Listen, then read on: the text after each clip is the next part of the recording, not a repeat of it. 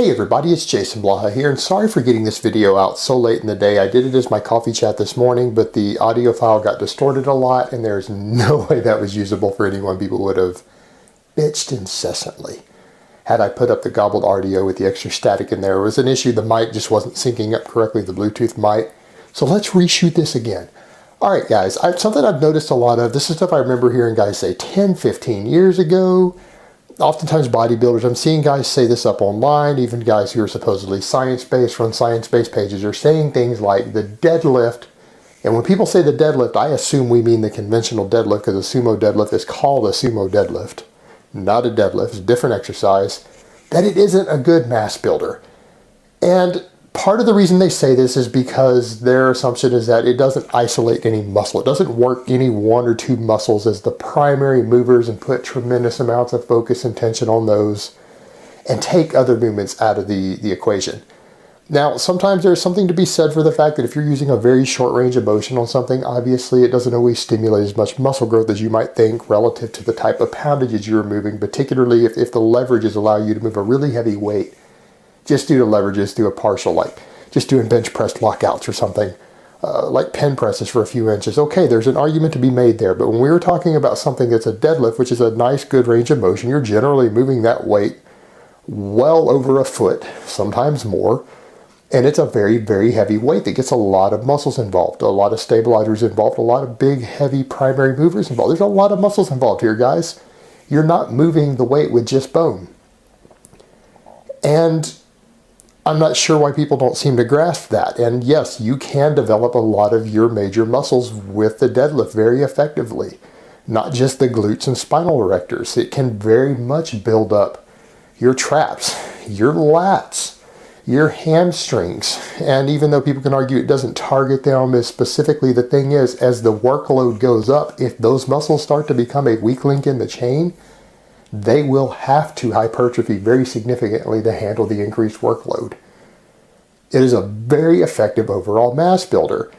And people try to use exceptions to the rule. They try to pick out the people who are the 1 in a million genetics. They try to take the Richard Hawthorns of the world, which are so rare genetically, who are relatively small, and they move a lot of weight on the conventional deadlift. That is, you can't use that as the rule. That is very rare. Most people who have proportionate lifts to their deadlift, who have a very heavy deadlift, tend to carry a lot of size.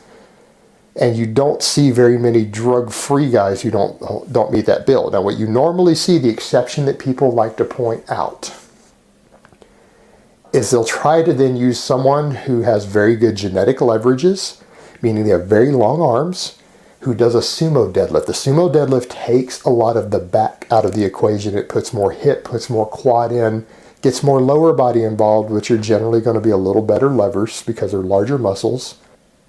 And it shortens the range of motion. And if someone has really long arms, a sumo deadlift can really trim that range of motion way down so that you can move a lot heavier of a weight using the legs to get it started, a lot less back, a lot less upper body to even move the same amount of weight.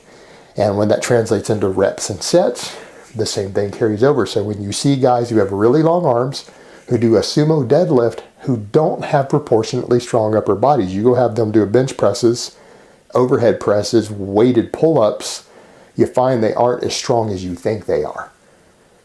They're only good at the sumo deadlift, and maybe sometimes not even that, but a wide stance squat, like a low bar squat with it, using a lot of the same muscles they're good on, so they tend to be relatively small at a lighter body weight. But it's their leverages that are letting them get away with that. It doesn't apply to the conventional deadlift.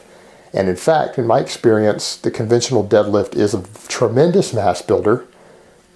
Even more so for some people, depending upon your leverages, because it improves the range of motion and the total tension even with a heavy weight. The deficit deadlift for some people is an even better mass builder for building up the entire back posterior chain, which would include the hamstrings. So don't let those exceptions to the rule that are very rare, particularly the one that with the very long limbs, weak upper body, who does a sumo deadlift at a lighter weight, fool you into thinking that the deadlift isn't a tremendous mass builder. And generally what you're going to find is the guys who claim that it isn't, oftentimes, and this isn't always true, there's even exceptions to that rule, If you watch a lot of them train, the ones who avoid it and say it isn't a good mass builder, oftentimes you look at their training itself is relatively lazy. They don't put out a lot of effort in the gym. Because they don't want to put out a lot of effort, they tend to have a bias towards the deadlift, and they don't want to recognize it for its mass building potential, because the mass building potential of the conventional deadlift is tremendous. All right, guys, but that's really all I have to say on that today. I hope it has been informative, and I will talk to you guys next time. But let me give you guys a bicep shot before I go.